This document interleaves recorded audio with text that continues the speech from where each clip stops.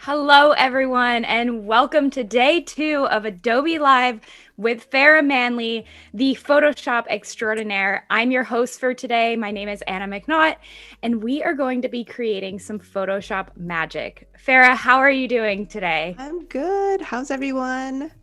Good, good. I'm so excited for day 2. We have lots of people popping into the chat.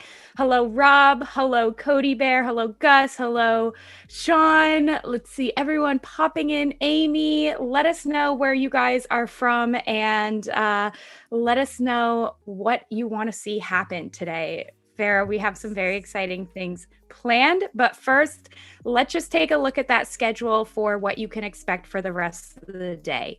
So after us, you have the Illustrator Daily Creative Challenge with Paul Tranny, and then you have Branding and Identity Design with Corey Allen Hall, then the XD Creative Challenge with Howard, and Draw Along with Kyle Webster. We actually used some of Kyle's brushes yesterday, and That Farah, was we super fun. created such a beautiful snowy scene. Do you want to do a little recap and get into what you Yes, I'm might just be gonna talking like about? for anyone else that's new today, just wanted to say hi. I'm Farah Manley.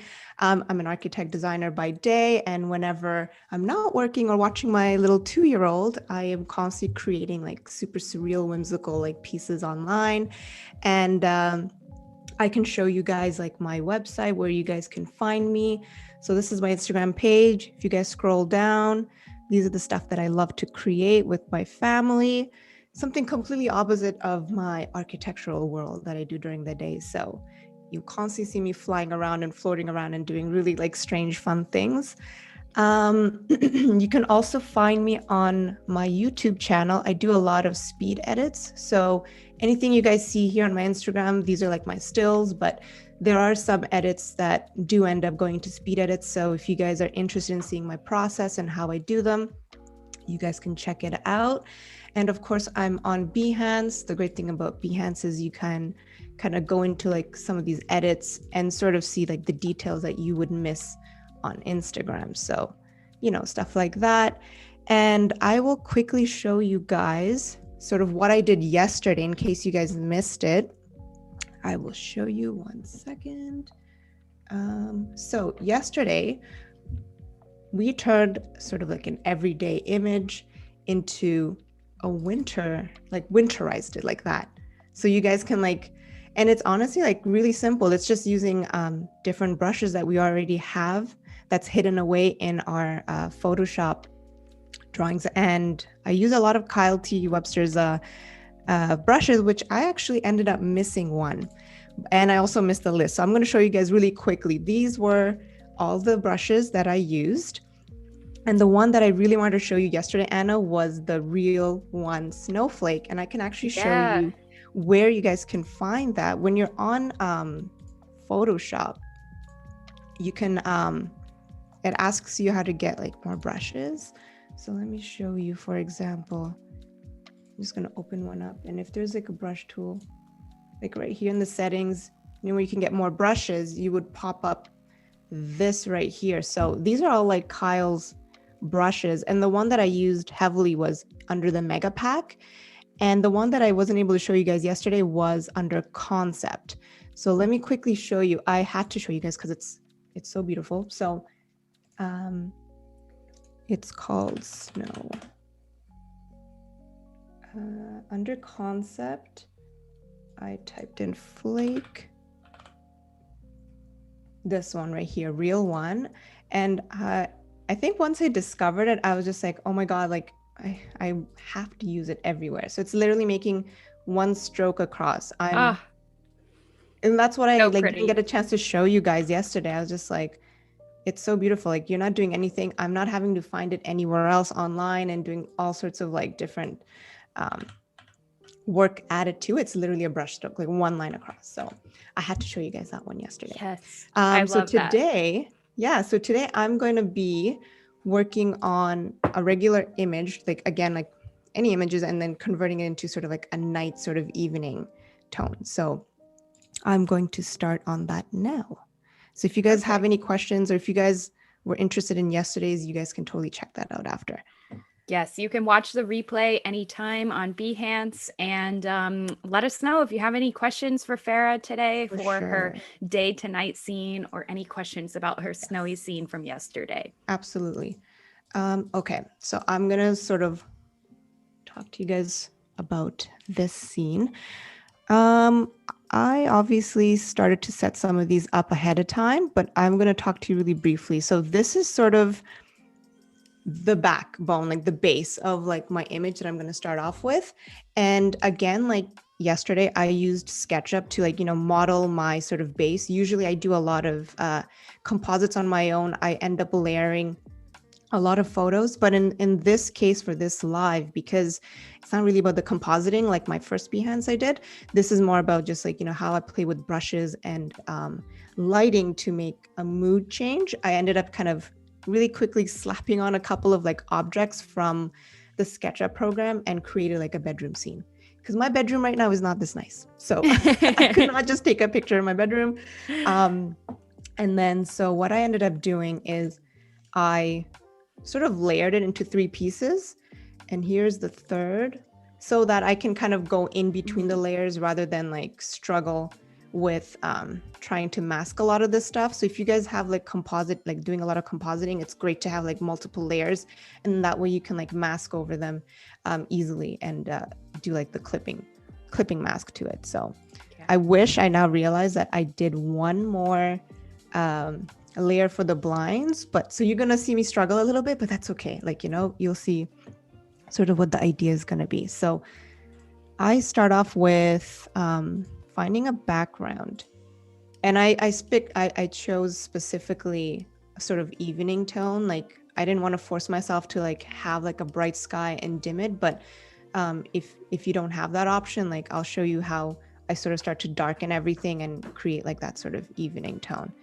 And this image you can find in so many, like, I don't know, you can take pictures of it like for yourself, or Adobe stock has a lot of great like sunset, like it's endless options on Adobe stock. That's where I'm always grabbing my pictures from.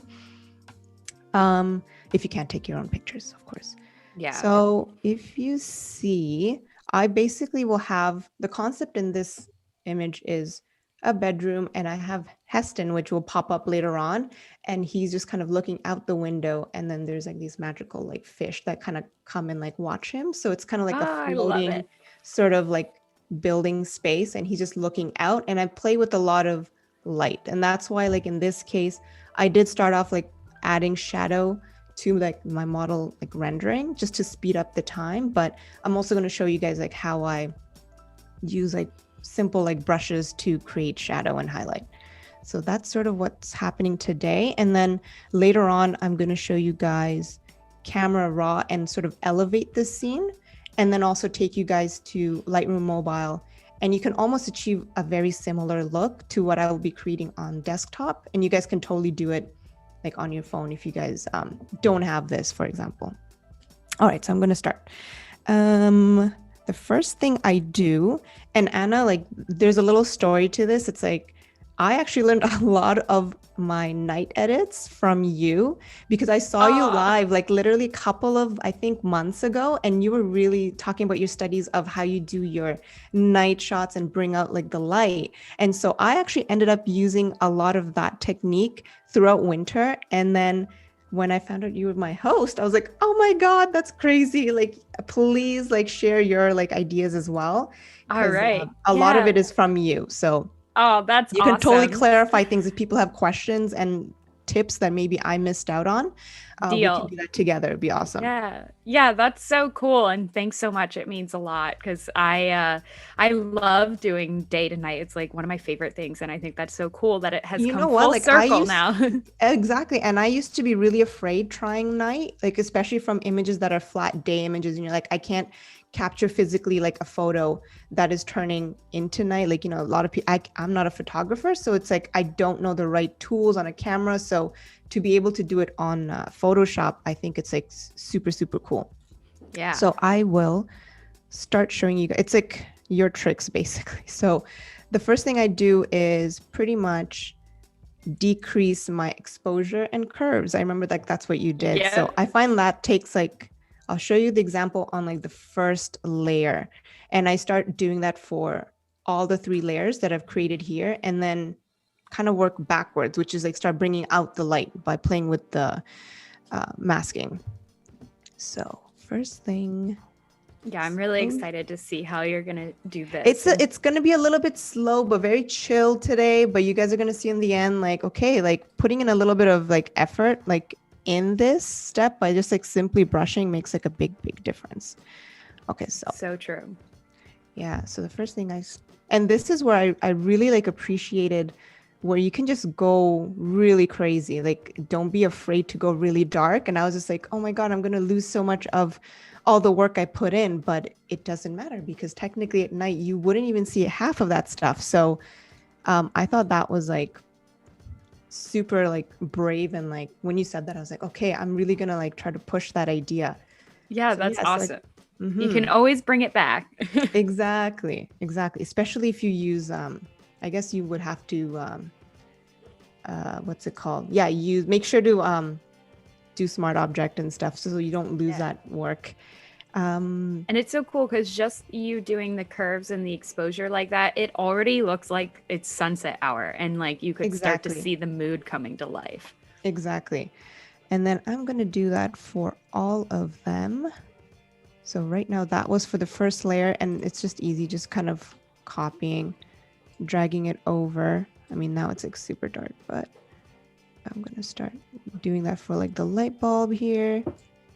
So you can see like the lights are now darker. And I do the same thing for the sunset as well. So in this case, I will already turn on what I had done before. So you can see like in this case, I had already darkened it and then sort of took away some areas I wanted to look almost like a vignette, sort of framing the center, but then the darker edging. So that's what I did for the background. And then I slowly start building it up where I start erasing it. So I'm actually going to show you what I had done prior. I actually made it all into one group if I recall. So yeah, you can see here, I ended up grouping all 3 of the layers, and then I started to eliminate slowly how to get it brighter. But you know what, like for this case, I'll just show you guys how I do that. And then I can show you guys the magic after. Yes. Okay, so this one, I will probably not need to do too much yet. It's kind of like the background. Okay, cool. If anyone has any, and there's like so many, actually, you know what? I'm going to also show you guys another way a friend had taught me, which is kind of cool. Let me turn these off. There's like a really quick way, and I'm sure maybe some people are already suggesting it. I'm not sure, but there's a really quick way if you wanted to ever just darken and create a night scene, which I didn't know of till recently. It's just literally, I think it's under color lookup.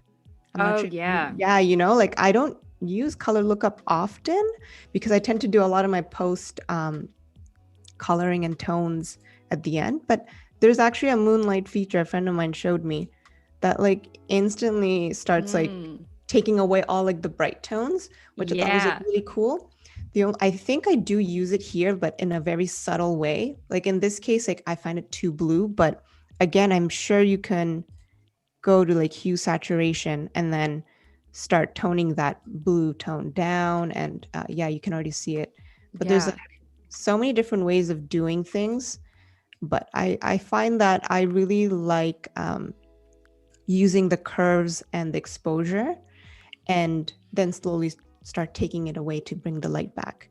So yeah, I'm the same way. I don't tend to use color lookup because I kind of like to do it from scratch. I think you and I both tend to use the old school Photoshop methods and not kind of like some of these easy shortcuts, which are amazing, but you know, you want to be able to kind of create it in your own way. Exactly. So I'm going to turn these on. So many layers. For any of you watching over on YouTube, be sure to come over to behance.net/Adobe Live so you can join in on the chat. If you have any questions for Farah or just want to say hello to us so we can shout you out live over here, be sure to come over to Behance. So now it's like basically sitting and slowly taking away the darkness. I think that's what I find best. And then I just take down the opacity, and then I don't usually use flow a lot, but I believe that sort of helps create like a very soft edging. Yeah, flow is my favorite. Flow's your favorite, right? Yeah. Mm-hmm. I don't think I use flow as often, but I'm slowly like learning like new ways people edit. So yeah, I know I'm like still too harsh. The best thing about flow, and it might help you in this situation, is if you actually have your opacity all the way up, but your Let's try. flow low, Yeah. then what you're going to do is you're going to build slowly up to 100% opacity, Okay. but like really, really slowly and delicately. So I think it might help you in this case. Okay, let's try that. So you're saying the flow should be Like put the lower. flow maybe try around like 20. Like you don't want it too Yeah. low. It'll take forever. Yeah. Or even, you can go like, I range it from like 30 to 60. And so if you have your opacity at 100, you'll get to 100% opacity. But if you put your opacity at like, say, 50, you'll only get to 50% opacity, but you'll get there slowly. So that's what flow is going to do for you. Okay, cool. I think this is still probably a little, yeah, I think for my case, because it's going to be like a super soft kind of glow from this object, which I will pop up soon. This is, I'm finding is too bright. Let me see what I did in the past. I think I brought in like oh yeah, you guys will see a lot of layering later on. Ooh, that's going to look good. Yes. Maybe I'm going to pop up Heston and the fish first. That way you guys can see like where this glow is coming from, because right now it doesn't really make sense. I'm actually going to turn this off. Let's brighten.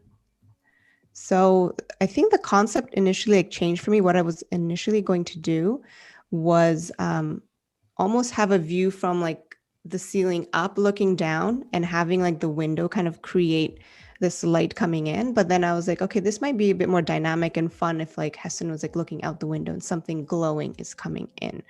So I will show you guys this guy right here.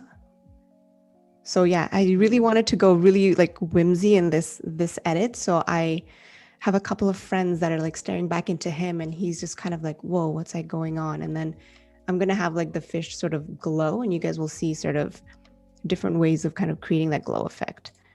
And I'm actually going to show you guys a brush that I really, really, really like. So you can see how like this is super wispy right over here. And it might be very difficult for people to carve that out like from like a solid image. So I'll show you what brush I used. So first of all, let me disable this and show you guys.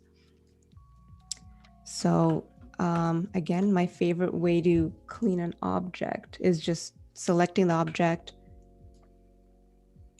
And there's a couple of ways of doing this. So, I mean, the first thing I do is I usually like to refine the edges under like the refine hair setting. And that'll already sort of help out clean out the edges. So you can already see like, I find this is like a lifesaver again from like what it used to be before, where I would need to use like a pen tool and like carve it all out. And it would never be good around hair or fur.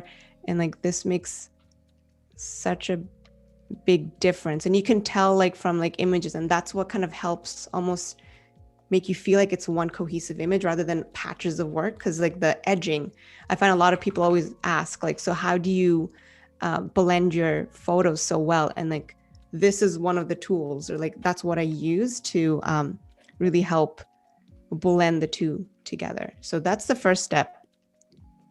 And I'm just gonna cancel this, but I'm gonna show you guys. So then what I do here is the brush that I use, if I can find it, it's under Legacy, if I'm correct, which I think everyone has. It's just tucked away. Let me see. I don't know if anyone else has like cool tips on how they clean up their work. I think you're doing a great job. This is really cool to see like the selecting and cleaning up the edges and Yeah, everything because I to know a lot see of how people you. always ask like, how do you clean that up? So this is like my like favorite brush right here, Mm. round, blunt, medium, stiff. And again, if you have like a pen or like a tablet, it's comfortable because obviously it feels like you're doing it yourself. But like if you zoom in, like again, like right away you can see the effect. It's Oh almost like hair. So I yeah. use it for hair as well. Like if you guys ever want to add it like as like a hair brush tool, like it's awesome. So And you like you can said see that like was initially, under legacy, right? yes, Okay, yes. So great. yeah, it's under legacy default brushes, and it's like right up at top with the soft round. Like these are the classics I think that still pop up, but I don't think these pop up right away when you're just in the regular sort of default brushes, if I'm correct.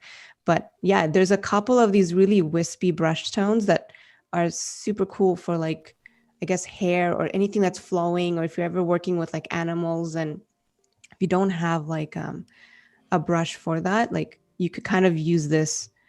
And yeah, so I just kind of slowly take away the edges, and then you can see right here Oh the yeah. effect you're getting, right? And then if you were to paint like another color on top, like let's just say I wanted the fish to have like a bit of like red, like you just use like a red color and then like wipe it on Mm. top, and then it just blends in really nice.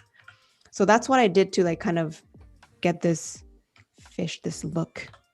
You can see how like super like soft, like now it's like blending really well with the image. So it looks like it's not just like copy and pasted on. Yeah, it looks so good. Yeah. So I'm going to bring his other friends in. So I actually just copied and dropped a couple more of these guys. So they're just kind of peeking, and it's like a world of fish. You don't know where you really are. And I'll show you guys how I do the glow effect after. So I'm just going to drop these guys in, and then I'm just going to start slowly taking away the brightness of all these images.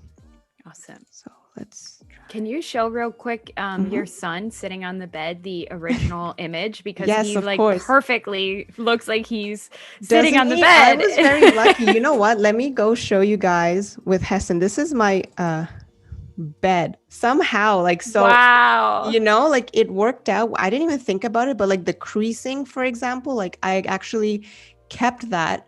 And you can see over here, I managed to like if I believe, let me see, what do I have here? That's just for his shadow. But when I masked him in here, I literally just kept some of that crease from the Mm-hmm. bed, because if I turn him off, you'll see like this bed, like the model, Oh you don't even yeah. see that, right? Like that's actually, I've been fortunate enough, like if you have a bed and you want a model, you know, like it'd be nice to like be able to get that crease. So, because I thought initially I would have to draw the lines in when I first put him in, but because I have like gray sheets, I just kind of matched it on purpose That and then looks kept so some of that, good. right? Yeah, exactly. I was gonna put myself in this edit too, but he just looked too adorable. I'm like, okay, you're just taking the spotlight, so I just kept it with just Heston, That's so and cute. just kept it really whimsy and fun. All right, so let me actually. I keep looking at all these layers. I'm gonna start to turn these on so you guys can see what the effect is, and then what I did, because I use a lot of orange tones because the fish is orange. Um, So let me turn these ones off because I was showing you guys the method for that. And let's start from the top. So I'll show you, if I was to turn this on. Oop, yeah. So this is me like slowly, you can see here that with the exposure, like we were talking about with the curves and exposure, that's me slowly starting to take away back, like it's almost like bringing light back in.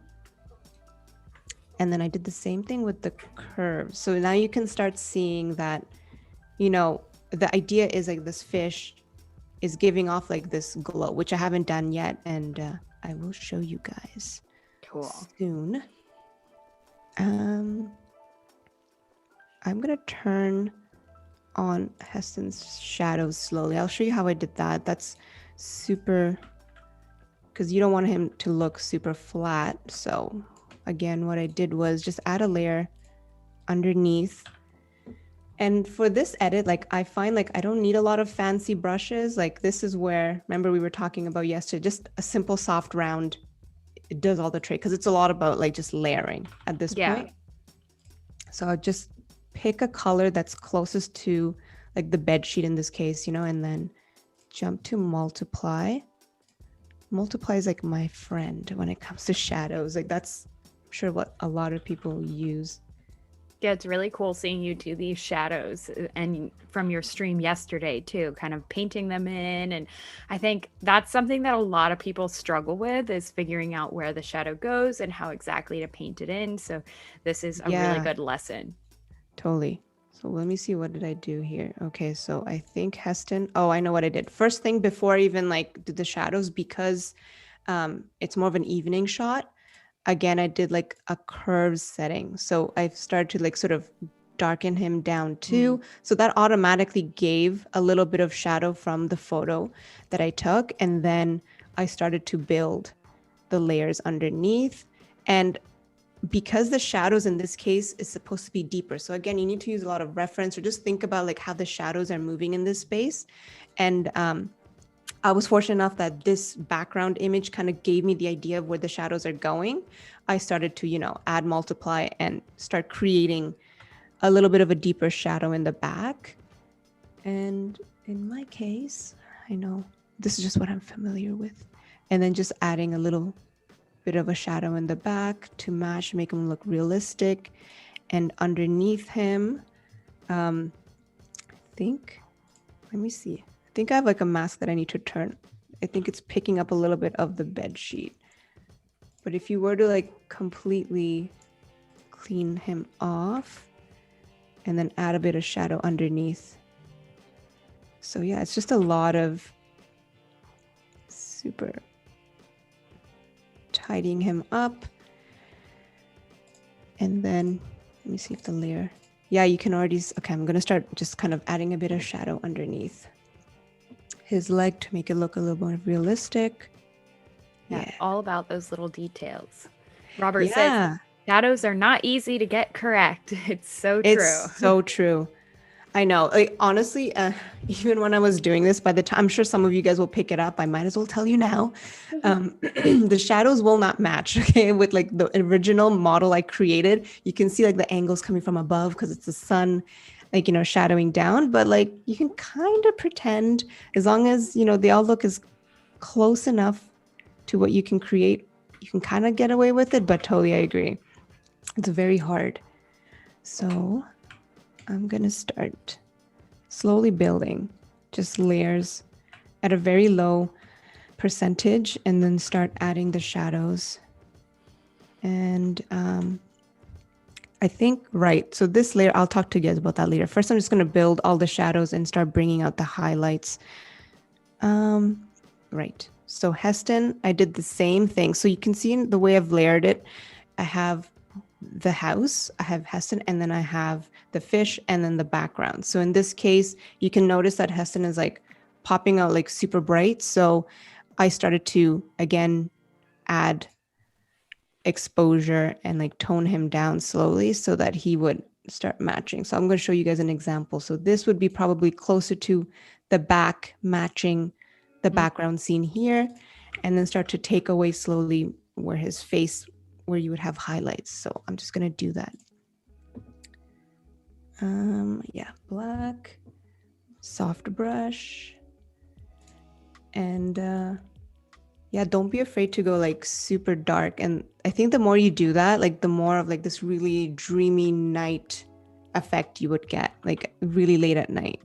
I totally agree. But you can, like you said, like you can slowly start like testing this out, right? And then the fact that if you have layers and like these are separate layers, you can always control how much brightness and you can take it away. So yeah, like right now I'm just doing it really quickly, but obviously you can take your time and play with like subtracting and adding light. Yeah. I'm curious to know in the chat, have you guys ever done any sort of day to night Yeah. scenes and done some of this kind of light painting that Farah is doing here? As you may know, it's one of my favorite things to do. So we'd love to hear Yes. from you all. I'd like to know also like if there's other methods or ways like you guys do this as well that maybe I haven't mentioned. So Leah asks, when you have multiple light sources, do you make two shadows with different values? She says, it always feels like I ruin the image when I add two. What are your thoughts on No, that? I would probably just stick to like one. Like I know in this particular case, like I try to match, I guess like initially, like not this particular image, but like anytime I start something new, I try to match images with already existing shadow that are very close to one another. Like I know it gets a little bit tricky, like finding exactly the image that you want, but that's also kind of why I said like, you end up with an idea in the beginning, but it might not ever finish that way. It's also because like the images you're looking for, unless of course like you take it yourself and you plan ahead knowing like, okay, this is the time of day I want the image. But yeah, it's always better to have shadows that match because I mean, I personally like will notice that, like it's like I'm not sure if everyone notices, but like yeah, like if I notice that the shadows are a little off, I'd be like, oh, okay, it would have been nice if they all kind of matched, but Right. yeah. And I think like if I already have like images like this background, like I wanted like the glow to come from like the left and like go to the right. I try to find an angle in our house for Heston to like sit in so that I could try to like get as close to that. That way just makes it easier for me than having to sit and like constantly keep layering it up and forcing a shadow. Like obviously if you can find that beforehand, that'd be great. Definitely. Yeah. Yeah. So let's turn that one on. So yeah, you can already see, here's an example. And I think I played with curves as well, just so that it would blend better with the background. So yeah, and then I think, yeah, so what my aim was for this was to start playing with just the black and whites in terms of just highlights and shadow. And then the second step was like the fish, thinking about the fish and then giving off a certain tone. So I'll show you guys with that after. So right now what you're seeing is a lot of just highlights and lowlights. And this is what I was talking about. This was that moonlight color lookup. And so you can see the difference. I actually made it a little bit of like a blue tone. Yeah. So at first it just seems so blue. I was like, I don't know if I really like that. So then I added a hue saturation tone that I think slightly, emphasizes so that it looked like more of like an evening shot. Yeah. So yeah, that I was like, okay, this is kind of cool. Like I do like these tones better than a flat sort of black. And then looking so pretty already. Yeah, it makes a big difference. Like you can see how just eliminating slowly and carving out sort of the darkness and like bringing the light, it's bringing like a focus right to the front here. And I'm slowly starting to like, and then you don't have to worry so much about the details back here because they're slowly getting tucked away and hide. Okay, so I will then start turning on slowly in like the house. So I think I first started off with, right. So I think now I'm starting to come up with, okay, the fish is going to be glowing. What kind of like light source is it going to give off? And I was going for a bit of like a yellowy tone to it. So, all right, I will show you how I did that. So I just made a new layer. In this case, just color matched like a yellow tone and just use the brush tool. And I wanted to just focus it right on this corner. Robert is asking if you ever use the light source tool in Photoshop. Ooh, what's that? So that I believe is under filter, and it allows you to kind of direct light. I use it sometimes, but usually paint in the glow the same exact way you're doing, like by hand. So maybe if we have some extra time, we could play around with that. Yes, you'll have to show me that and like, yeah, totally. I find like, yeah, you and I think we like to really like sit and like, really control sort of where the light's going and coming from. But I mean, Yeah. if you can like find faster methods, like I'm all up for that too. Like I think it's great. Yeah. So once I just added the light, I believe I then started to use like the magic wand tool and went back down to the original image, and then I took away like elements, I remember, and then just sort of kept a certain portion of it. Let's see if that works. Yeah, and then I went back and I think I went select inverse. Let me see what happens. Opposite. Okay, right.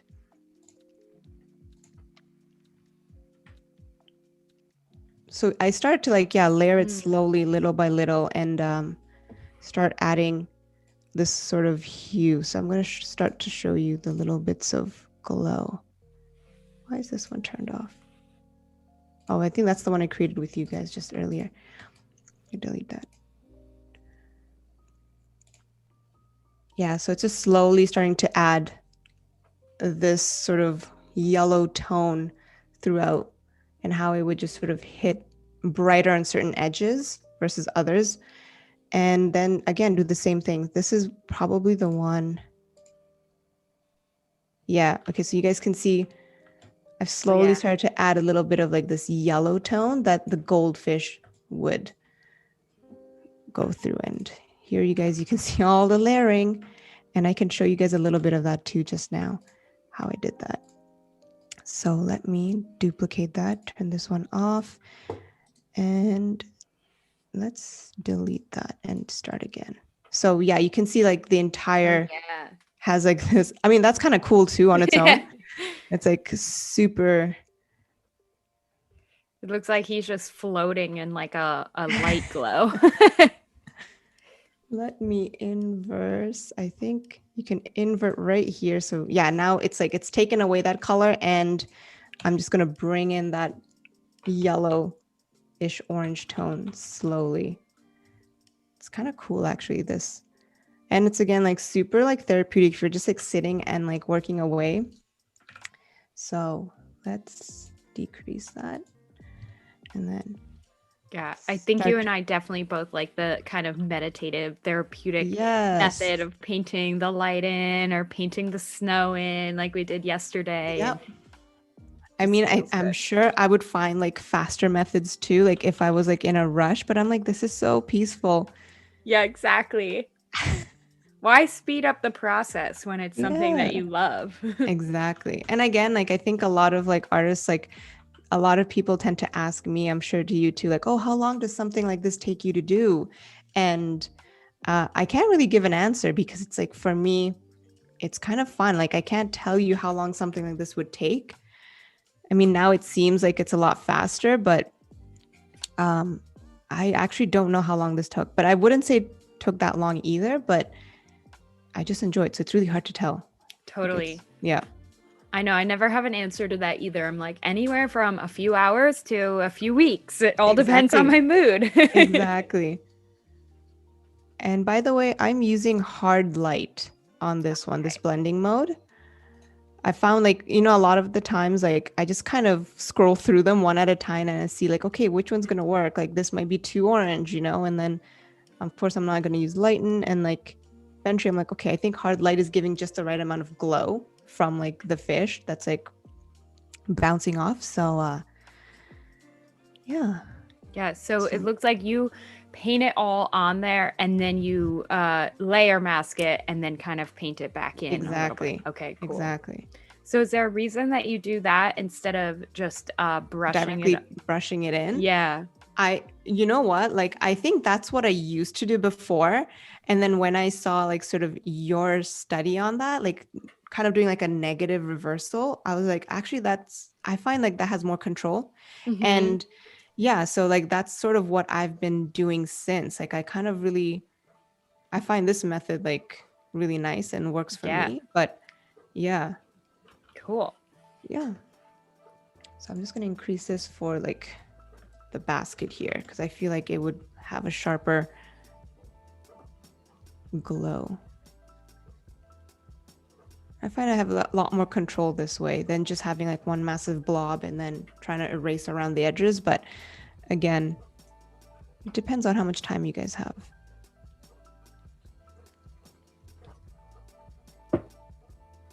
Yeah, looking good. Bringing some color back in. Loving it. Exactly. Did anyone in the chat say like they've tried like doing night modes or would try to do sort of these like late night evening edits? I haven't seen too much. Leah is talking about painting glows a little bit. She says, I find it helpful to paint glows using a solid color adjustment layer and then paint on the mask. And she says, because I can never get the color right the first time and I like to change it. That's very cool. True. Yeah. Painting into the mask. That's a good idea. Exactly. I think this is like something very similar to that as well. Just working backwards. And I think even like, for example, like this particular tone, you can always change it by, you know, going to hue and saturation. And let's just say you don't want that tone, you can totally change it to anything really. So in this case, that's sort of how I first adjusted that tone and just match it closest to the fish. So, all right. And then let's see, I'm just going to turn on the glow that I had already started to create. You guys saw earlier. Oh yeah, cool. Then I started to like layer in between. Oh, nice. I'm going to start to show you guys like the light bulb. Okay, yeah, let me zoom in on that. So here, what I did was I used like an outer glow. So there's like a couple of ways of doing this. One is like, of course, just directly brushing it in like what I was just doing now. I'll show you guys. So let me turn. What's that? There you go. So you guys can see my face. Awesome. Okay, so let me turn these off and show you guys other ways of kind of creating like a glow. Cool. Yeah, I feel like there's always a million ways to do the same thing. So it's cool to see kind of the different techniques. Yeah, there's like straight on, just like slowly adding onto it. And then there's, I'm just going to use like a hard round, for example, to get like light. Let's go actually more solid. So let's just even like, I think I did this for one of the examples here that I turned off. So you can just have like a solid, and then when you double click, there's so many ways, like there's like layer styles here, and go to outer glow. So in this case, I believe there's like, you can even like pick the color and then have it start glowing out. Like you can already see that it's spreading out. Like you don't have to like then just use a brush to kind of create that. There's other ways of kind of getting that soft with just a click of a button. So now it's like so much faster than going one at a time. So that's what I did for this layer right here. So I used like an outer glow, small little light bulb like turned on, and then I had that sort of halo effect going on. Yeah, outer glow is great. I know, outer glow is so awesome. And I think there's like so many different ways you can use outer glow. And I believe I use it for another feature later. I'll show you guys on the fish. Right. So then I started to like, you know, you can already see like just little details of like if the light was, you know, turned on, you'd have a little bit of a reflection kind of coming on. So a lot of brushing, little details. I get really like particular with my stuff. Sometimes a little too crazy.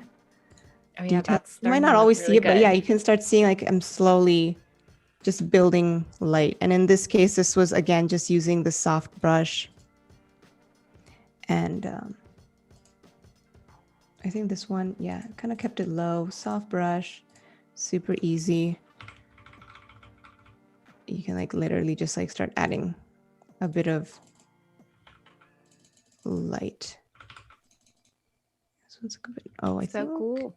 Yeah, and then you can again use lighten or screen. This one's a little bit like tricky though in general, like to kind of guess like how this light's gonna like come off. But you know, it's just like a fun little piece. So sometimes you don't have to be so accurate, I find. It's just the idea. Yeah, kind of adding in that little Yeah. element. Yeah. So you're behind the shade right now, right? You have Yeah, a so that's why separate, I okay. created that separate layer. So now I don't have to worry about the blinds and like trying to clean that up and everything. So Yeah. Yeah, that totally. And I wish definitely I did that separate too, but yeah, exactly. helps so much. Exactly. So, all right, let's see what else I can show you guys.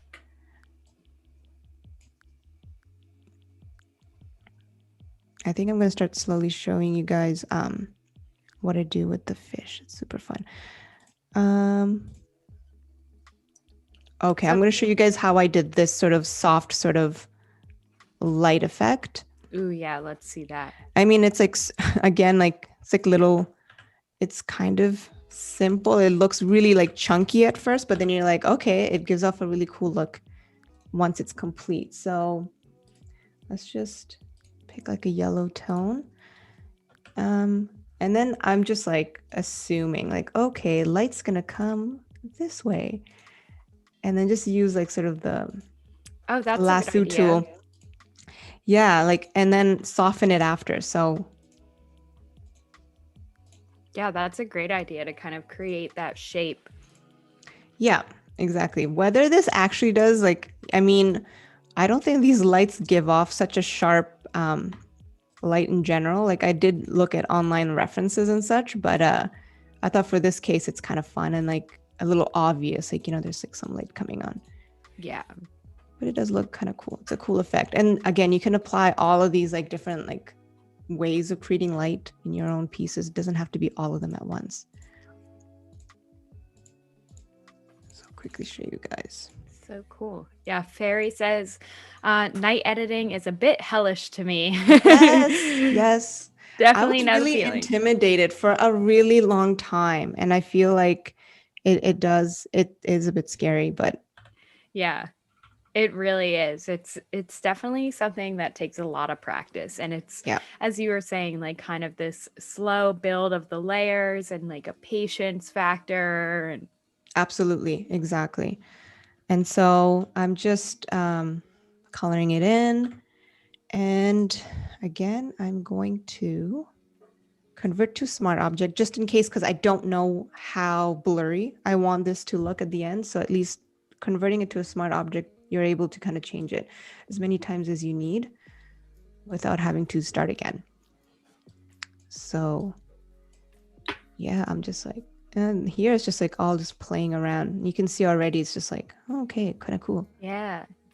This soft sort of light effect. Yeah, like that. So then I'm like, okay, I like that look. And I believe what I did was I just masked out the bottom to soften that out. And then I do this again for like all three layers because I realized like you have to kind of build this up. Like there's a room in the back, there's Heston, and then there's also like light in front and then the glow. So it's just like multiple things to consider, but Yeah. the idea is the same. Yeah, lots of little pieces in this one. Yes. But it's funny because it's like the brushing is the same. It's like all the same tools. It's just a lot of build up. I think that's really it. I Totally. find. Especially if you're like building your own night scene. Like it's different if you're using images that already have that started for you. That's different. But like if you're trying to create this, it's not scary though. I'm not trying to scare you guys. But it's just like it's fun. I find everyone's gonna be like, no. Oh God, I can't do this. No. So here's the final. Yeah, you can see if I zoom in, just like figuring out like the setting that I liked. So just Gaussian blur and softening it up. And then I don't think I wanted it to be too drastic again, because we want to like focus on this sort of central area. So I just sort of dimmed it out in the back. Yeah, that looks really good. Yeah.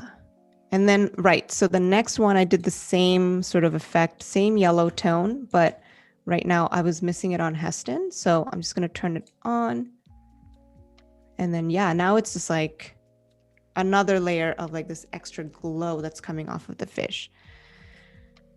And same thing, just erase it. I think I erased some of it from the back because then it was going to look a little too artificial. Oh, yeah. Okay, I'm going to show you guys what I did with the fish. That was really cool. How I started to get like, so I kind of like went next level with the fish, and I'm going to show you. You can obviously leave it like this. But what I did.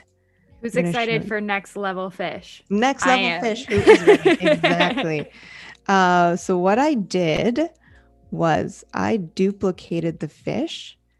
And then in this case, I don't think, let me see. Yeah, I'll move it over to the front. And then I don't need the mask in this case, so I can just, oh, I see. I rasterized it first because now I know for sure this is what I'm going to do.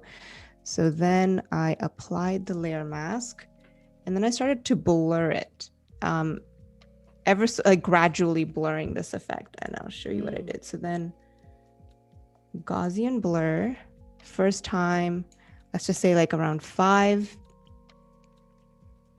And I'm not even sure like how I kind of came up with this idea, but I'm like, oh, this is so crazy. So I'll show you. If you guys ever feel like next level fish. Yes, the next level fish. I love it. Everything's going to become next level now. Exactly. And then I think I went all the way up to like 150. And then you'd think like, what is going on? This is so weird.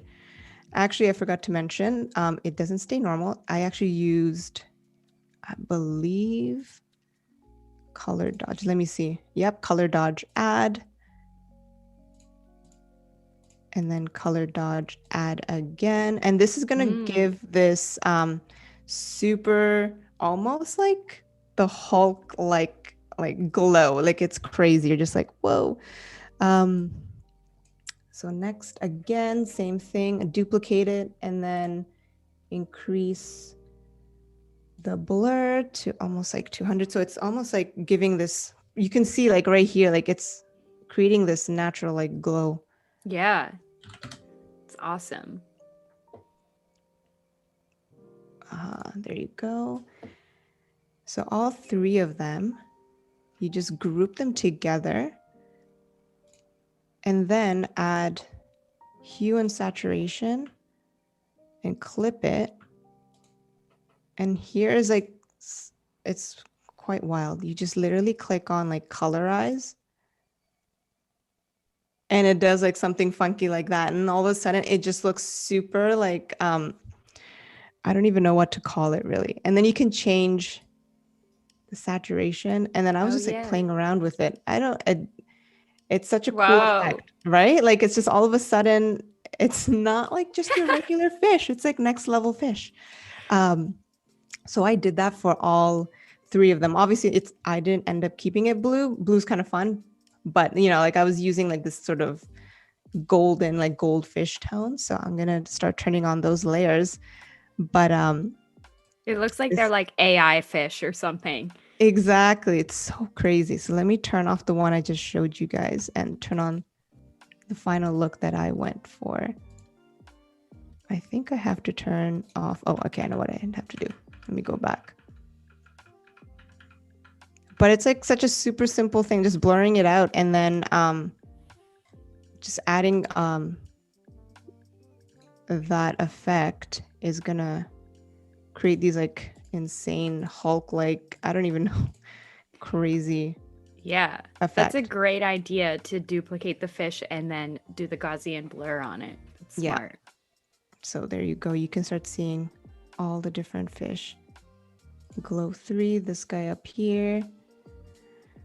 Oh, I'm getting like a little bit of a slow, there you go, lag here. Let me turn them all on. Oh, I see. There he is. Oh no, that's not a ghost fish. That's just an additional layer that got turned on. So funny. Talk about next level fish. We got ghost fish. We got all kinds of fish. So funny. I don't know what you guys think about this effect. Like, would you guys ever like use it for anything?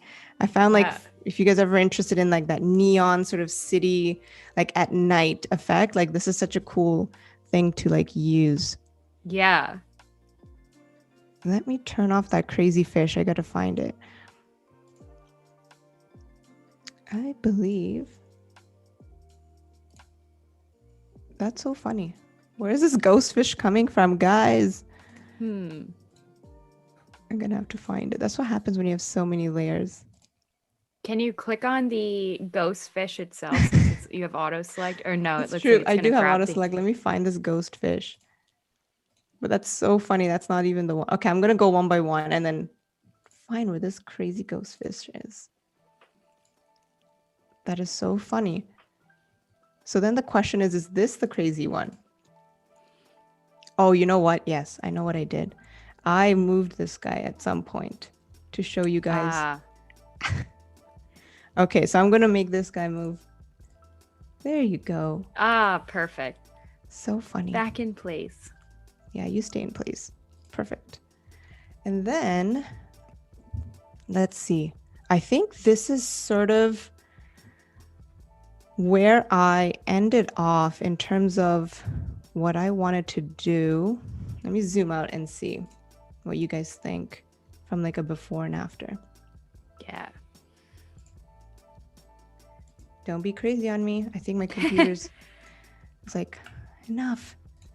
Okay, so let me go back to auto select and show you guys. So yeah, I think this is sort of, it's literally just using the soft brush and adding layers and layers slowly to build up the highlights and taking away from like the exposure. Like once you drop it down, it's almost like you always say, you're carving out like the darkness and bringing out like sort of the light. And obviously I've kind of next leveled the fish, but you guys can keep it and add like glow your own way, but then it's like slowly building this sort of effect. So yeah, I think that's where I wanted to go in terms of this edit. And then I wanted to show you guys what I did with Camera Raw. And let me open up that file. Actually, let me show you guys a little bit of like the before and after, like when we first started. Yeah, so this is where we started, right? Like it's just like, let's just say you had any image, whatever, and you were like, oh, I would love to like learn how to do like sort of an evening or night tone. So like just literally layers, dropping exposure and dropping the curves, and then adding a couple of like light, like blur, like I guess like light drops, and then turns into this. So it's like so crazy. It's like, isn't that crazy though? Yeah, it's such a drastic difference seeing like this full bright day window into like this night scene. You wouldn't think like that's how like we started initially, but then just a couple of just changes. I know like it's a slow process from our end, but like I find it enjoyable, like just slowly like adding the layers, but it's literally like 2-3 steps. It's just dropping exposure, curves, and color burn. I'm gonna like I think I've learned that from you. I wanted to like show everyone else like that's another way to like really bring out that extra glow. So I'm gonna show you guys that now. Cool. And then show another elevated version of this. Actually, there's 2 more steps. Okay. So some surprises for us. Yeah, people think it's cool. Thanks, guys. Okay, so what I ended up doing, I'm just going to open up the same file here. I'm going to close this one. So I actually flattened. Yeah, you can like you don't have to necessarily flatten it. I'll show you because like you don't want to lose your work. But so this was all like the layering that we were just working on this entire time. And the best way if you wanted to add additional and just flatten the image and work on top of it, it's just Control Shift Alt E, which is I guess the stamp visible layer. So it's just kind of like taking all the layers into one layer, and then that way you can like work on that layer without disturbing the previous layers. Yeah. So in this case, I wanted to show you guys, and I learned this one from you, Anna. Tell me if I'm doing this correctly. Okay. New layer, and then just showing like an additional way of getting that sort of brightness, like that glow. Mm-hmm. So I believe what you did was I think it was Color Dodge. And then let's just say like these light bulbs here, I wanted to show a brighter glow. I'm going to just pick a color closest to the light bulb. I'll go a little brighter. And then I believe you would go into layer styles. When you double click on that layer, you used, if I'm correct. This is like a great little test. I'm just like waiting. I think it's this right here, transparency shape layer. Yes. Yeah, good job. Yep. But you know what? Like I remember, like I still don't know what it does. Me like, either. Right? It's like, I don't know if anyone here can tell us in the chat, like what does this do? Like taking it away or not? But it gives off like this really like sharp, fun, like neon, like yeah. I don't know. Does anyone know what it means? Yes, somebody please tell us. So I'm going to show you guys. So again, I guess, yeah, like right away, like look at that. It's crazy. I love that. So cool. Like I remember when you showed me this, I'm like, that's a great way to really pop up that highlight. Like, and I'll show some of my other projects that I use this for. Like once you like showed me this trick, I kind of like started to get really brave. Like, look at that. Like you can really brighten something without like doing a lot of work. Like it's such a game changer. Yes, exactly. And like you can even like now it's like naturally looks like it's actually peeking through the blinds. And I don't know, I was just like, oh my God, I can like sit here with like, and you just like, you know, choose like the opacity level, but how much you want to control doing that. And then just play with it. I don't know. I went crazy once I saw this like little trick from you. I was like, why didn't I do this before? Yes, I love that it's come full circle and that you're doing this. And yeah, and then hopefully like maybe if someone missed yours and they're watching now, like, and they can try this out too. Totally. It's so cool.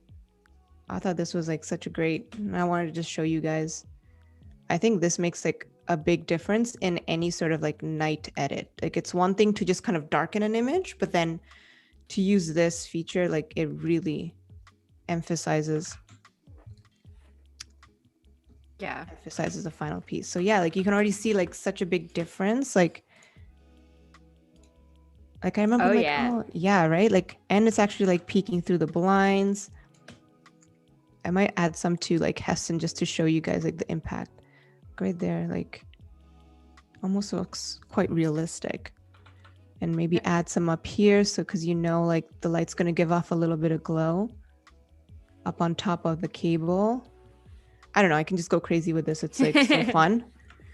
So I'll try some of it on here too, just to show you guys like how it makes such a big difference. I guess like creating glow is go ahead. No, I was just gonna say that like it's always nice to like start off at a low opacity or like low flow, just so that you have control and you can keep building it up rather than do such a sharp sort of especially playing with light. It's different for other things. I agree. Yeah, and having a tablet makes it so much easier too. Like being able to go in and paint that glow in and really have control over it. I've like so many times have done it on my laptop or just with a mouse, and I'm like trying to paint this and oh my God, it's a nightmare. I think I feel for anyone that's out there like right now using like a mouse, because I did that for years. It was literally like last year I got like a Wacom like sort of like pen and tablet, and I specifically got it because like I do a lot of like hair, and like when it's more organic things you work with, I find it's just beneficial. Like before, when I was doing a lot more architectural things, like I didn't need it because it was just straight lines. And it's very easy with the mouse to do so. But like over time, I'm like, if you guys can get that, it's like, it changes a lot, just the way you work. Yeah. So now I'm just like having fun and just glowing Heston. Like, why not? And then I'll do the fish too to show you guys. Like you can see the difference. I mean, he doesn't need to be but like it's such a cool way to add additional sort of glow. And it's so much faster. Yeah. So cool. What do you guys think? Do you like this method of the glow painting? Yeah, it's Anna's method. Maybe I should just trademark it. Why not? Exactly. Yeah, let's add a little bit more. Ooh, yeah. Right? Make him go crazy. Yeah, it's such a quick way to add that really nice. Almost can use it like for like signage and stuff at night. Like get Oh, that, for like sure. really, yeah, super cool. Yeah, like the neon signs, like in the city, as you Mhm. were saying, that would be Yep, so awesome. exactly. That's kind of where I was like going with like once I saw like I did this really like radioactive strange like fish come out, I'm like it's almost looking like it needs this look. So I wanted to like share this sort of idea with you guys that yeah, so okay, let me show you guys what I did next. I'm just going to turn this off and show you guys camera raw stuff to kind of elevate this even further from like that first step what I did. So let's just convert to smart object, open camera raw. And you know what? Like I don't do camera raw a lot, but I was like recently like playing with it. And it's almost like Lightroom Mobile or like, just Lightroom in general. I feel like it has very similar features. Like some people are more comfortable with camera raw. Like a lot of people tend to start off with it first. Like I know you can tell me like how you use it and stuff, but I've just recently started playing with it, and I think it's like such a cool feature that I never used before. Yeah. But it's awesome. I guess it brings like images, like you tell me, it's more of like colors and playing with overall image, I believe. I Yeah. don't know if Yeah. people start off with it or finish it. In this case, I'm sort of showing you guys at the end of it. But you tell me. Yeah, I think I mean I think people use it definitely in the beginning and at the end, as you said. And I usually tend to use Lightroom in the beginning, which has similar Mm-hmm. features to Camera Raw. Like you're doing a lot of the same sort of editing and the color mixing and the color grading. And then Yeah. I use Camera Raw in Photoshop specifically at the end, the exact same way that you're about to show right now, to kind of give like the final color grade and bring everything together and give like the Have you signature ever look. like done it like in the beginning or like I don't know, maybe in chat? Like does anyone like use it in the beginning for anything? Like I'm curious Yeah, if does anyone that's use it in the beginning? I For wonder if me, it's more like a photographer um that's usage what, or yeah, that's what I was gonna say. I think for people who are people who are bringing photos into Photoshop specifically as photos, I think that's where you would start in Camera Raw, mm-hmm. and not so much for compositing. I think in That's compositing true. aspects, you'd use it at the end. That's true. Because, like, I guess a lot of photographers, they know what their final image is. That's where they start correcting all the lighting of their preference. That makes sense. And then I guess if you're like a compositor or when you do like your compositing edits, you probably do it more near the end to finish the look. Yep, Yeah, exactly. very cool. Okay, so I'm going to show you guys. I guess I was just playing around with it. And like, if you guys like sort of my breakdown here, like, feel free to use it and like share it with me and show me your work. Like, if you guys ever do something similar to these tones, I think this is where I got inspired by that retro wave theme, like the very 80s and like the really blues and pinks. So I wanted to sort of start elevating this image. So what I'm doing now is what you first saw is, how you can like darken a day image and make it sort of like a night theme. Like you can like, keep going with this and change the tones. And right now what I wanted to do was like, okay, how can I change the vibe or change the mood of this image? And it doesn't have to be this particular image. It could be with anything. So I'm just going to show you guys sort of what I sort of discovered recently, just playing with Camera Raw. And you guys let me know what you think. It's sort of retro wave-ish, at least with the colors that I end up with at the end. So to do that, I went down in my temperature and that immediately like pulls out the blues. Like you guys will start to see like it's going to start pulling out all the yellows that I kind of did with initially. And then I increased the tint to 45 going all the way across. Yes. So like right away, it's like changing the mood. I Like love it. entirely already. Highlight, I'm going to decrease. Oh, not the shadow. To let's just say 45. And this is me like already testing it out before. So kind of have an idea where I want this to end. But you guys feel free, let me know if you guys know any like fun sort of ways to create like really fun colors. Shadow, I'm going to bring that back up to 30. And whites, increase the white a bit, just I always love watching this final process and seeing the camera raw. Like it just brings everything to life. Yes, exactly. I completely agree. Like it's already changing the entire mood. And then, like, I think in this case, I was basically playing with the basics and then color grading, and I believe a little bit of like an effect, and I'll show you.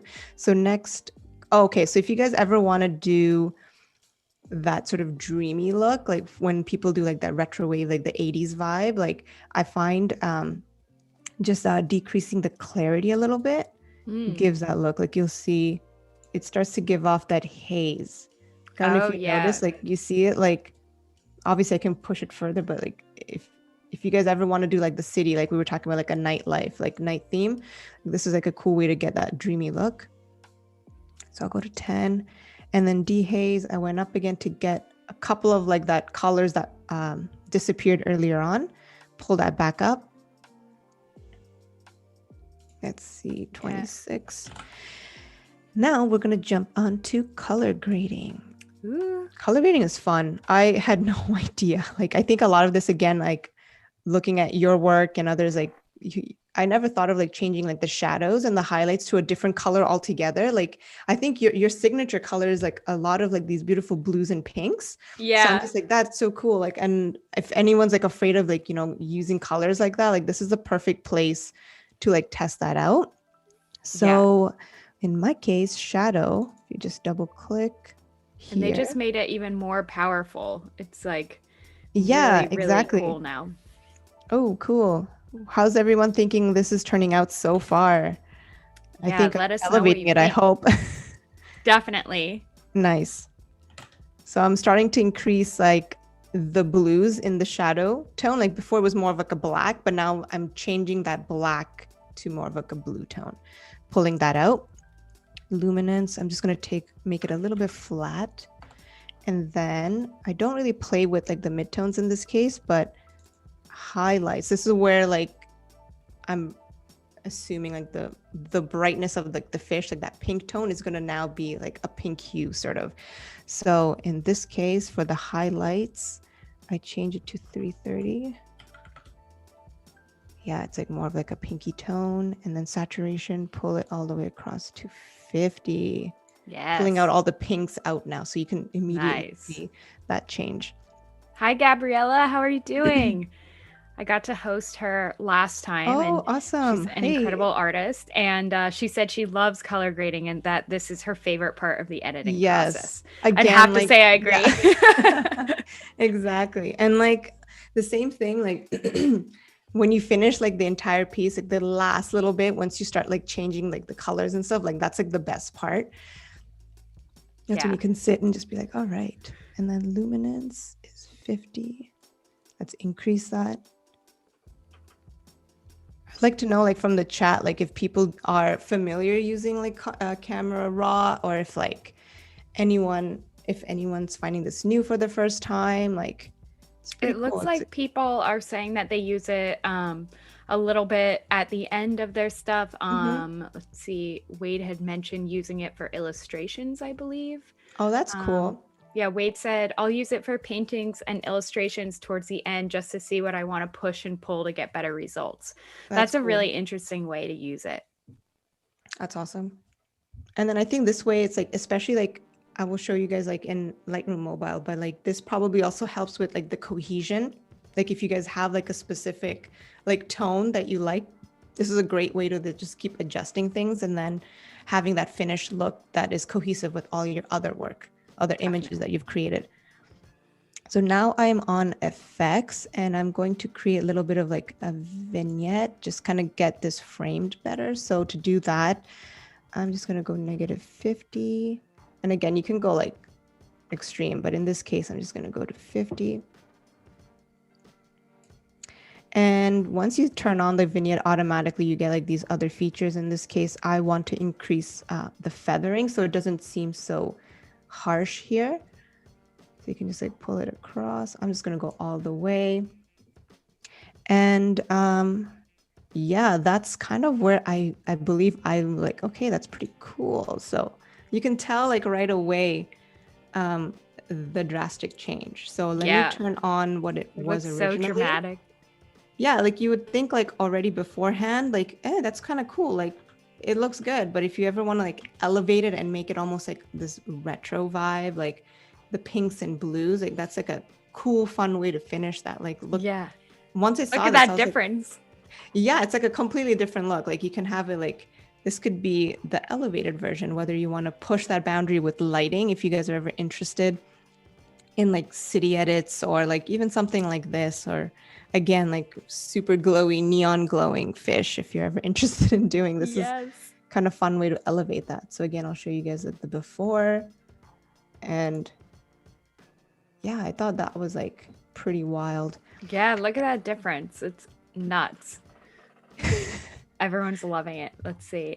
Sweet. Yeah, what do you guys think? Next level. Exactly, Jan, you are Yes. correct. Yes. So And funny. Leah says, I like how surprising it can be. You might love your main edit, but when you change the colors, it's like, wow, I didn't even think to do that with color. Spot on. Exactly. That's Yes. exactly, I would agree. Because I remember when I finished this, I was like, hey, that's kind of cool. And then I'm like, okay, let me like play with like camera raw and see like what I can do. And like, can I elevate this like even further? And then I like amazed myself. I'm like, that's actually really, really fun. So yeah, you can see like the pinks and the blues here. And then there's something that I actually tried, and it won't be a big difference in this edit, but like if like remember when we were talking about like neon lights and stuff, like how can you sort of have that glow effect? So I'm gonna just show you guys on the fish like how to do that, and maybe I don't know, you guys can try that on like actual like signage and such. So Cool. to do that, you just make a new layer, and then you go to color range, and then pick highlights, because in this case I want to grab all like the really like highlight the lightest tones, and then take the fuzziness to 0, and then roughly I guess like 220. I'm trying to grab like the fish, the highlights of the fish. I guess I think I'm making this into a next level fish at this point. It's like going wild at this point. And then once it selects it, you just fill it in with white. In this case, I actually will just brush it in, but you can do it with just like just fill tool. Right. So then white. Ah. And then deselect, but then take the fill to completely 0 because you don't want to see it like completely white. Then double click and then have like this outer glow. Like, do you see like it's super subtle, but Oh, it's like yeah. now it's like, let's just say you were to use like a text or like signage. Like now it's like outlining, but then you can add that to like a glow effect. So it almost feels like you've created your own signage at this point. But I mean, Can you now toggle that on and off again? yeah. Like it's Oh, super yeah. subtle, Okay. but you can see it, but you can increase that line. I'll show you. So in this case, I'm using linear dodge white, but you can pick any color. I think, yeah, why not? Let's just do like a pink, and you can increase the opacity. I don't think I use noise much, but like, yeah, you can spread this like further out. You can increase the size. Like, look at that. Like, that's crazy. But Whoa. that's like awesome for like if you create like signage, or even like look at the lights, because it's picked up the highlights from that. Like if you ever wanted to create like that neon light effect, or Yeah. that, oh my God, Heston, I didn't realize it picked up on Heston's eyes. But you can mask that out. You can totally mask those out, which I will after. But like, yeah, it's super cool. Like, so you can control like how much of this. Yeah, like now you don't even have to trace around the fish. Like, you know, like I'm sure like beforehand I would have done that myself, like just go around with the brush, but you can totally do this such a quick way. It's Yeah, that's really cool. I've strange. never seen that before. Yeah, you can control the spread. I'll just keep it so it looks just neon-ish enough. And then I'm just gonna erase some parts by masking that out. But it's like a cool effect. Like now it's like, again, next level, like this. I don't even know what to call like these fish anymore. I But really like that look. I think that just like adds something so cool. yeah, I mean, in this case, it's kind of wild, but you guys can totally use it for other methods. Oh yeah, actually, I just realized that's so fun. I think it's mostly like, yeah, you can do it for like cool city lights. Like you can see how it like picks up here. Yeah. Can you turn it on and off so we can Yes, of see? course. So Oh yeah. just elevate it even further. Ah, And you love can it. see it also in the lights as well. Like if you guys ever wanted to like add that extra sort of glow that reflects out from a light. I thought that was really cool. Yeah. Amazing. I don't know what you guys think about this craziness. Everyone's loving it. Awesome. So Marsha has to leave, but she said that thank oh, you and that this thanks for was totally coming. amazing. People are really liking the glowy fishies. Glowy fishies. I know. I'm kind of really enjoying the fish actually too, and that's why Heston's looking surprised here. He's like, "What is this?" So let me show you guys sort of the 3 steps so far. Eventually, I'm gonna show you guys how you can create something very similar to this. It might be slightly different, but if you guys are interested in this like retro wave look, like how you can almost like create this in Lightroom Mobile, like with just a couple of simple steps that I did here with Camera Raw, you can kind of do that there. And if you save it as a preset, you can pretty much plug it into any image you create. And I'm going to show you guys that very soon. Yes, that Let sounds me good. show you guys again a little before and after from where we started. So let's elevate that. So again, this is where we first started. It's pretty wild, like from this Wow. to that, right? Like again, like super like dimming things over, and then that's what we just did now. And that's me, like I've had the neon sort of detail kind of thinned out, like we kind of increase it just to show you guys here. But yeah, I really, really like what I actually prefer this look better than like, you know, where I ended off with here. Like usually I tend to do this for most of my edits, but I really enjoyed this Camera Raw sort of feature and like really elevating the colors. So if you guys are ever interested in like pushing your work and adding that boldness, I find like Camera Raw is like a pretty cool place to like try this kind of stuff. And it's always fun to like just I don't know, practice and just try new things. Like I find like I'm trying new things all the time on like Photoshop, and there's so many tutorials also online, and there's so many people sharing so many things on Behance too that I'm like learning constantly. Yeah, and you guys can watch the replay of this and keep learning from it over and over if you want to learn how to create the glow. And you guys can always like find me like on Instagram or all the platforms I mentioned. Like you guys can just ask me anytime. And why don't maybe I can show you guys the Lightroom. Why don't I like bounce off of Lightroom and show you guys sort of another way to kind of get this look without maybe even touching Photoshop here.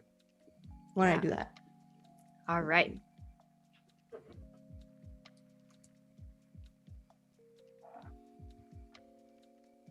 Okay. My iPad. Is that in 6 minutes? Okay, 1 second. Okay. So Farah is switching over to her mobile device right now so that we can see how things will look in Lightroom. What do you guys think of the trippy fish? Loving it? It's awesome. Okay, so you guys can see my screen. This is my phone right now. All right, so I'm just going to show you guys. This is a very similar image to what I began with. And in this case, for what I'm going to show you guys on Lightroom Mobile, I actually kept the fish as is because I really enjoyed like the details that I'm going to get with the technique that I'm going to show you now. So in this case, what I did was I already started brightening up all like the lights and what would have like realistically you would have seen like if the lights were turned on, and I didn't do so much shadow here. It's just sort of an image. So I'm going to show you guys what I did. I have this preset saved, And I'm going to kind of go over it with you guys. So in this case, I just call it Farah Retro, but boom. Ooh. Like in one button, you're kind of creating like that very similar effect of that retro wave and what I just showed you guys in Camera Raw. And you can just do that with one button. And in this case, like I really like what it was doing with the scales of the fish, and you can see the before and after. I wanted to show you guys how I kind of got to these colors. So that way you guys can totally create your own. Like if you guys have Lightroom Mobile, this is something I would love for you guys to do, and then tag me or show me like how you did your version. So let me go over this. Let me select OK. I love the fish fins. Like they look kind of holographic and iridescent. It's so pretty. Exactly. That's why I kept this one and then my crazy fish on the other element, but exactly. So beautiful. So I will show you one by one. Again, it's like a lot of it is just like playing with it and experimenting. So in this case, you can see like the contrast. I went from like 0 to 25. And then highlights, I took out a lot of like the brightness, toned it down a little bit. Again, like if someone says, why did you do that? I'm like, honestly, I don't know. It just works, you know, like and it looks so cool. Yeah. And then I think like with me and Lightroom Mobile, I've always like kept a couple of like presets that I like, but a lot of that experiment like came from looking online on YouTube. And so there's a lot of people that have presets that they like and they've shared. And so with that, I've kind of tweaked and made my own. So this was like one, again, I just started to play with. So yeah, you can see here shadows. I've kind of increased it a tad bit, and whites -31. Blacks increase. So you guys can totally follow along. Like if you guys have this app, you can totally recreate this yourself. Yeah, I'm going to have to do this later because I really love this look. Yeah, right. And I'm going to show you guys like later, sort of like other examples like you can totally do this on. And so again, like same thing with Camera Raw. It's very similar. Like you tone down the temperature because originally, you know, that's, I mean, it doesn't make sense here now, but like you cool it down. So that's where you're bringing all those blues. Like you can see, like it's pretty cool, I have to say. And so I went down to -15, and then tint again, if you really want to pull out the pinks. Oh yeah, so you really push that all the way up. Yeah, like if you really want that retro wave kind of effect, I've always noticed it's like these really gorgeous oranges and pinks and blues. Like they go really extreme in their colors, and I really like that. Something that I don't actually work with, but like lately, like it's kind of a cool way to elevate or change your work. So vibrance, again, like I've stretched it out. Like the original was like actually quite dull. When you like pull it across, you're really increasing all like the little layers between, like you can see the oranges and pinks come out. And same thing, just a little bit of saturation. Like see, like I mean, you can go really crazy if you want, but I love it. It's so cool to play with this. So it's again very similar to Camera Raw, but again, if you just want to use like quick phone pictures or anything, like this is a great way to use this app. Yeah. And then I go to mix, and I think this is where like all the formulas start to happen. Like for example, I'll go through each of the colors so you guys can copy this later for your own. So you can see like in this case, you don't see a lot of like yellow. Like I've actually like taken out all the yellow, and I'll show you that's a perfect example. So here you can see like the luminance, I've increased it. It's like super subtle, but like somehow it works. So it's like saturation, you increase to 64, and the hue. So originally there was a lot more yellow. So I've taken all the yellow and I'm telling it to go and turn pink or like red. So I'll go through all of them. So hue for red, I've just pushed red all the way across to almost more of like a pink tone, and decrease the saturation. Luminance, I've also like gone down a little bit. That kind of darkens, like you can see that detail, right? Like you can make that into a highlight, or you can create almost like this really sharp. So cool. It changes like the edit completely differently. Almost looks like an illustrative like cartoon like. It's so awesome. So for orange, These are the numbers if you guys ever want to check it out and do this yourself. I'm just going to go right through across and yellow. So you see, like I took out all the yellow. So now it's mostly pinks and blues. Green, I don't think I changed much. Like you can see in this case, like I kind of left it the way it was, but again, feel free. You guys can like darken that out or highlight. I think you can like desaturate. Can't see it so much now because it's like super drastic. Blues, I didn't change here. Yeah, so if you see like the blue here, originally, I guess it was a lot more purple from when we started. Yeah, so now I'm like controlling and I push it further to like a cyan, increase the saturation. Purples, I actually didn't have to do much in this case. And yeah, pink. I left it as is. And so you guys can like totally, I don't think I actually went over any of the other features much, but it was mainly the light and the colors. So hopefully if you guys followed along, you guys can totally recreate this yourself. I'm loving that blue tone. It looks so good. And we have Paul Tranny in the house. Hi, Paul. Hey, what's up, Paul? Yeah, and he's making some jokes about it being almost finished as a fish, I guess. And then what are you talking about? So gotta love the Paul jokes, and everyone is really digging your Lightroom edit here. It's looking so cool. So it is time for Artist Spotlight now. We are going to feature someone's Behance page. So let me go ahead and share my screen.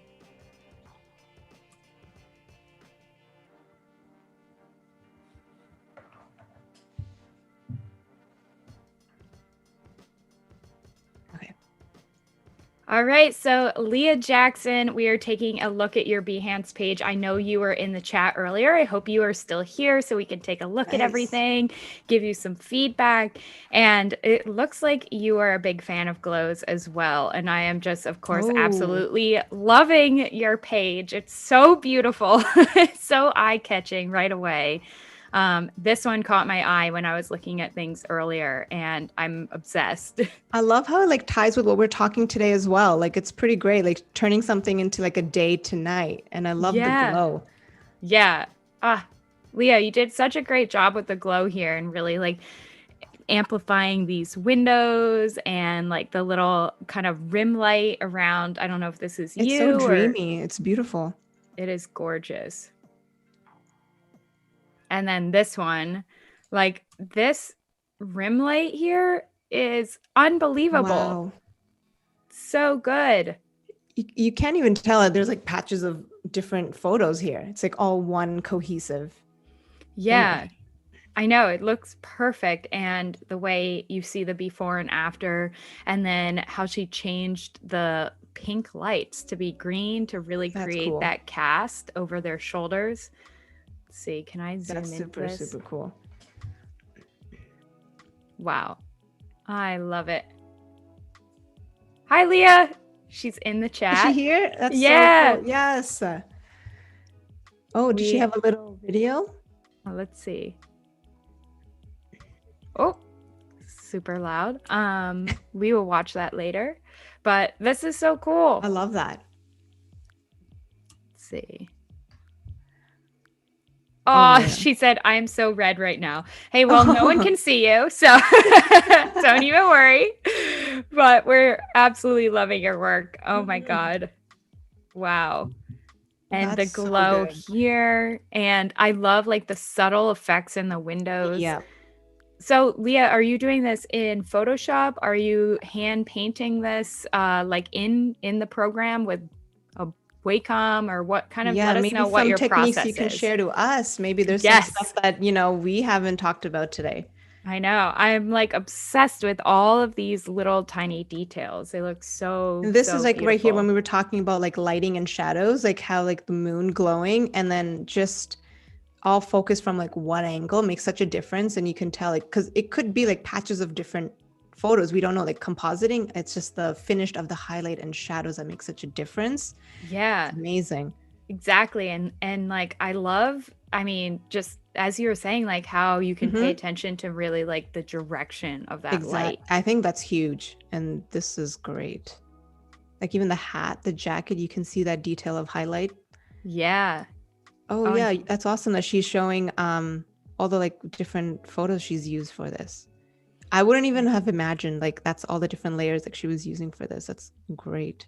I know. Oh my God. So, okay, this is the daytime version of the castle. Whoops. Exactly. And the fact that it's completely different. Wow. Oh my God. Let's see. So Exactly. from She's saying that, this exactly. yeah. Wow. Oh my God. Impressive. Like I hope this makes like people like want to do more night edits and stuff. Like you can see like hers was a daytime as well. It's completely changed the look. Yeah. Oh, it looks so good. I'm inspired. Let's see what else. Yeah, this is really cool too. Oh Dancer yeah. immediately wanted to add some effects to it. Yes. Yeah, that's like the same like really cool like neon sort of like light effect. The glow's amazing.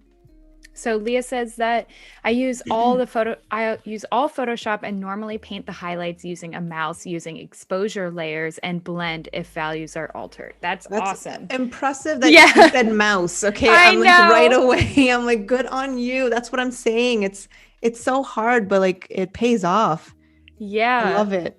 Wow. That's great. This is so cool. Look at this before image here. And then the kind of smoke effects I and the love the smoke, the bokeh. gradients. Yep. Oh, so cool. Did you do that with a brush, Leah?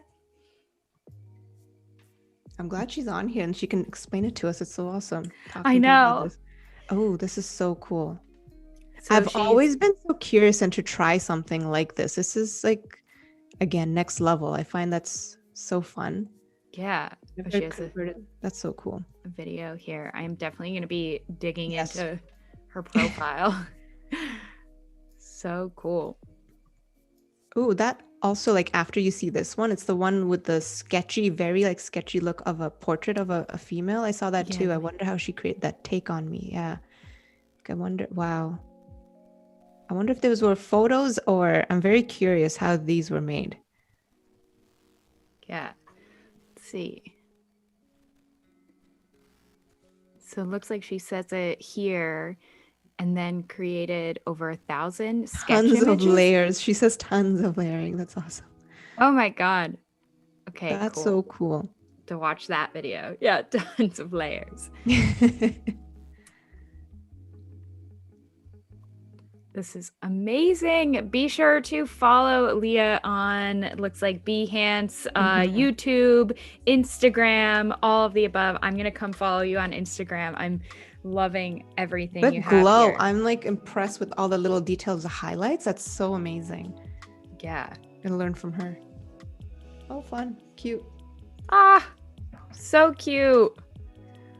Love this. Oh, here's the before images. I really like am obsessed with seeing the before images. Yeah, The little fairy. Once you see like how it originally is, you're just like, wow, like how? Yeah. How does one do this? Yeah, so that's a little fairy house, some fireflies. Gorgeous. Let's see. So Wow. cute. Leah, I have a question for you. Are these your images? Like, is this someone you know, or are you getting them from Adobe stock? Just wondering if you have any kind of story background to these. So cool. It's a great way to practice. Yeah, it really is. So she selected 10 images to make a composition out of this. And there was one rule. They had to use every single image. Awesome. Oh, wow. That's so cool. So these were given to her and then you just had to, what did the final look like? So from 2 people on Instagram, that would be a really fun thing. Maybe we should start like a little artist Instagram challenge. Yes. Wow. That's so cool. I love it. So this cool. This is exactly like, that is so inspiring to me because it's just like completely changes an image from like what you originally see. Like all of those things I wouldn't have even like thought of combining them and creating that image. It's awesome. I know. I'm like, now it's kind of like I Spy. So I'm like, okay, let's see. Where's the fireworks? Let's see if we can find them. I love it. Awesome. Yeah, so So beautiful. Well, thank you so much, Leah, for sharing this with us. And be sure to follow her and to follow her on Instagram and check out her work. Clearly, very, very talented and has a lot of beautiful creative pieces. All right. So back to you, Farah. Yes, I'm going to be jumping back to my mobile to show you guys a couple of examples.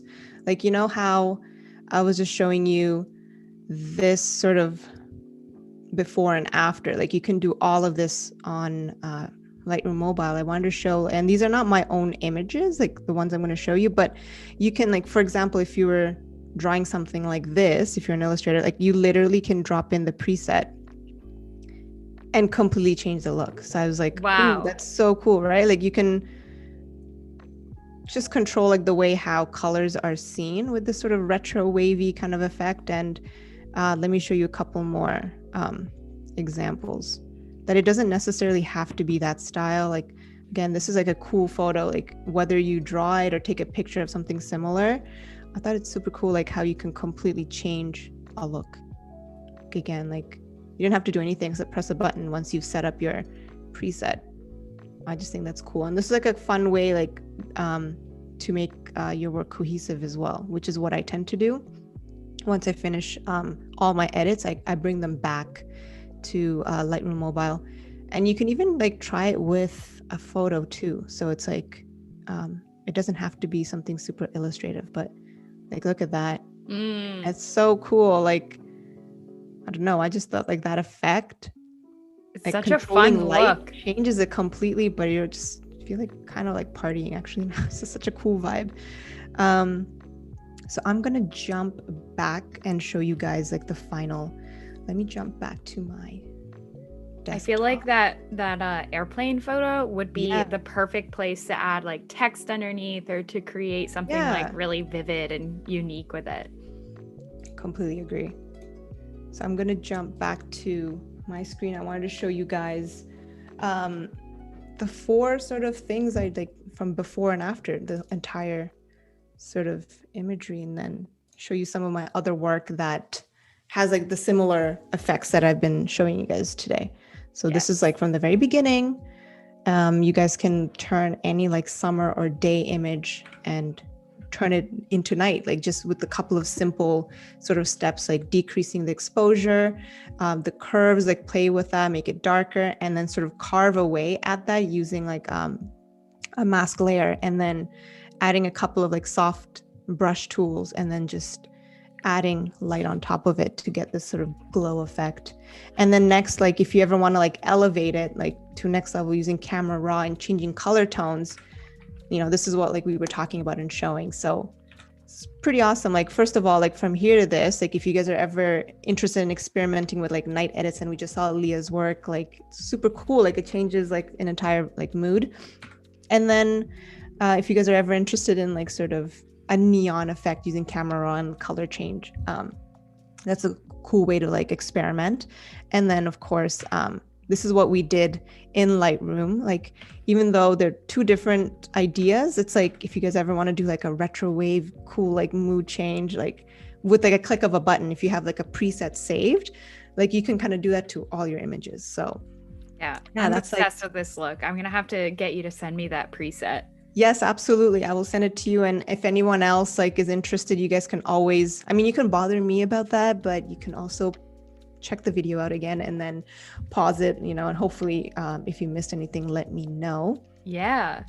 And yeah, I think like that's like majority of my stuff. I want to show you guys maybe some of my like previous projects that I've done that showed sort of like similar techniques that I've done. So on Behance, if you guys check it out, this is, I think, really the start of me pushing night modes. And I think, Anna, this is the one that I kind of did using your techniques. Like you can see, like, you know, this is where I use that color burn, like technique of like really brightening off and like giving like this nice slow glow. Yeah. And then, you know, braving out, like trying something in an evening, because I actually do a lot of like day images, and I find that maybe it's because it's easier and I chickened out before, but now I'm like really into doing like evening and like night, like days and stuff. So it's pretty cool.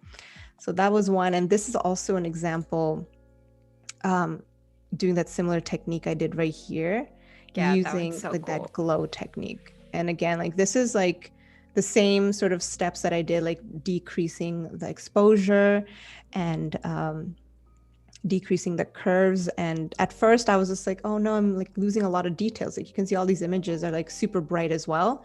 And like don't be afraid to like get dark and then start like brightening it out and like carving out. And then that way it just makes the night more effective, because that's kind of realistically what it would be like. You wouldn't see a lot of the background, you wouldn't see all that, even though you think like, oh, I put so much effort and work into it, trust me, this is gonna look really good at the end. So Exactly. yeah, like I think like, oh, I guess I did another night one too earlier on. So yeah, so again, this is like playing with highlights and like shadows. And That one's super cool. I love the look of the stars on the water and like the glow and Mhm. everything. So pretty. Super dreamy and magical. Yeah. It's so funny, like I think I always laugh about this, like when it comes to like my work.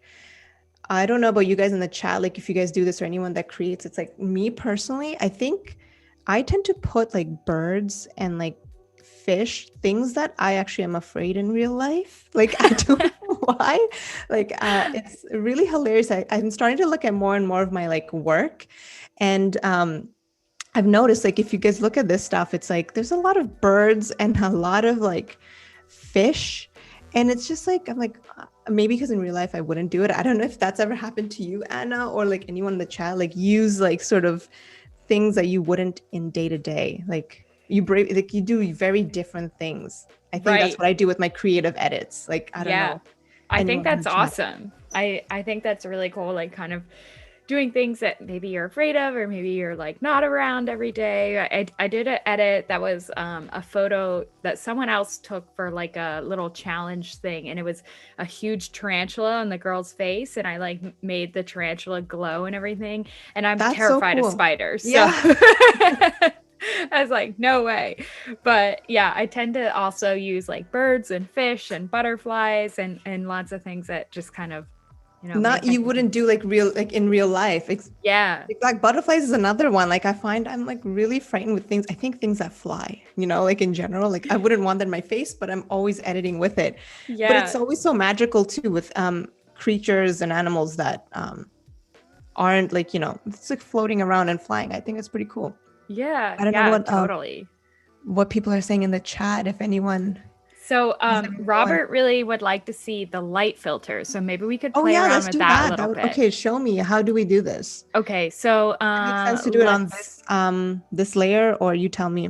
yeah, so let's actually turn off that layer and go back before Okay, cool. camera raw. So we actually will be putting the lighting effect Okay, on cool. maybe So like right now the it's all like one. Should I make that into a stamped image? Like, should I flatten it out? let's try that. We might Okay. need to go into the layers and actually build it onto the I think that's a actual. great idea. Okay, so let's try it. Okay, so right now it's just one layer, but we can always go back in. So how do I do this filter? It's kind of Okay, so intriguing. go up to filter Mm-hmm. and then it's going to be under render Mm-hmm. and lighting effects down at the bottom. Oh. I It's haven't so gone weird down to there in like so long, but I'm like, hey, okay, I remember these features. I Yeah. know, right? They're always like the ones that I played with in like elementary school to Oh, kind of cool. like Yeah, you so are spot on that, because I used to always put a lens flare on everything. yep, me too. I That's know. so funny. So Oh, you can kind of drag this out and then if you spin it around, you can okay. create the lighting to actually come from the angle of those fish. Do I have to hold shift or anything to move these around? I'm No, just you should be able to just click and pull. hold It's on. so weird to like look at your Try screen to and tell me not be what to able to do, but I'm like, oh, Uh, there. okay, Oh, cool. wow.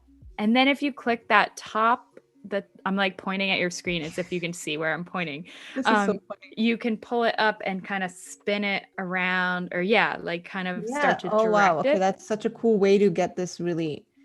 I wonder if like, oh, right. And then it's And almost then like a vignette style too. I guess I would have to like pull it out further out. yeah, exactly. So If it you can was like kind of a central glow from the fish. Hey, Yeah. cool. Oh yeah, that's so cool. And Why then you did I can not use this? control all of like the brightness and stuff on the Oh, right hand right on the side. side. And you can also like kind of, Oh yeah. yeah, that's so cool. Let's try like, oh whoa.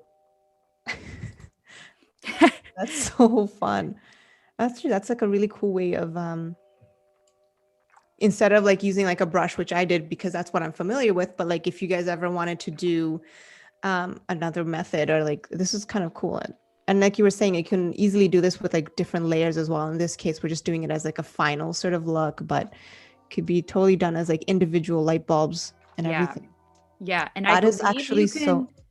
I believe Mhm. you can do it on like if you made a new layer and filled it with black, and then put this on a black layer and kind of figured out exactly where Mhm. you wanted it, and then screen that, and then you can put a layer mask on it to kind of control Oh it even yeah, more. exactly. That's so cool. I like that. So let's just say okay for now. And then would that save as a separate? Oh, I guess in this case it was because okay, it just does it directly on that Yeah. image, but you were saying you can do that as like a separate layer as well. Yeah. So we only have a few minutes left, but Cool. yeah, so Robert's saying there's a few different lighting sources in there too. So Amazing. for those of you guys Yeah, yeah, I saw watching, the you can tab. go in, yeah, and like change it out and Guys, switch if try all you of this want like a out and then like spotlight. show us. Yeah. So cool. Yes. Yeah, so I much love it. fun. Um, I mean, maybe I guess you could undo this and then let's just test it on a black layer real Let's do quick. that. Cool. Okay, so I'm gonna just turn this one off and let's go back down. And I guess should I just pick Let's let's just just try one and then we'll move it around and see like yeah, where. perfect. Yeah, Okay, so so I have a new fill layer. that with black. Okay. Oh, oh, right. Brush. Just go straight to black. Okay. Layer is black. Oh, I picked it in a Wait. really cool like layer. Oh, because it's underneath everything. Okay, Yeah, yeah. do you want me to put in the very top? Yeah, I guess let's put it on the top just so we can test out that screen method. All right. Mm, Let's do it right here. All right. Perfect. Okay. So now go up to filter render.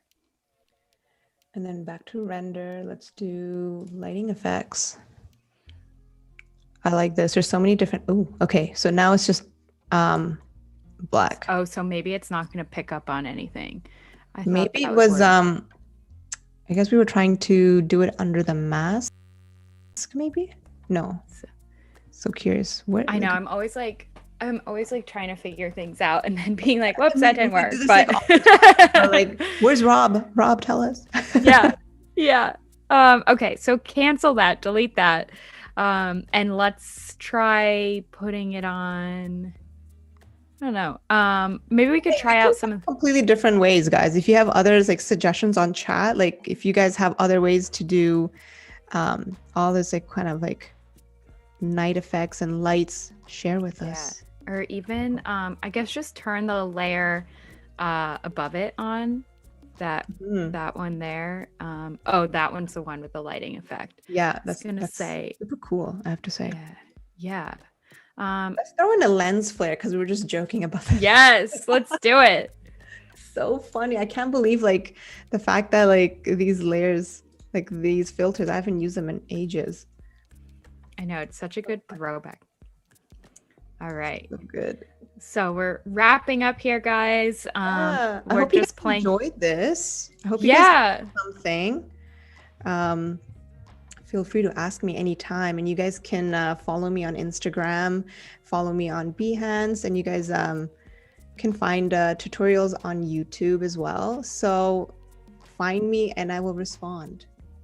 Yes, definitely follow Farah. Check out her work on Instagram. Check out her work on Behance, and be sure to watch this replay if you want on behance.net/Adobe Live, and tune in to all the others. And as Farah said, you can always message her and say hi, ask her any questions. Same with me. Feel free to message me as well. And Farah, you and I need to collaborate on something. Can we do so? Let's do it. And then that would be so fun. Let's talk. I'll message you. Thank you so much for watching, everyone. Thanks for being here on Adobe Live, and we will see you next time.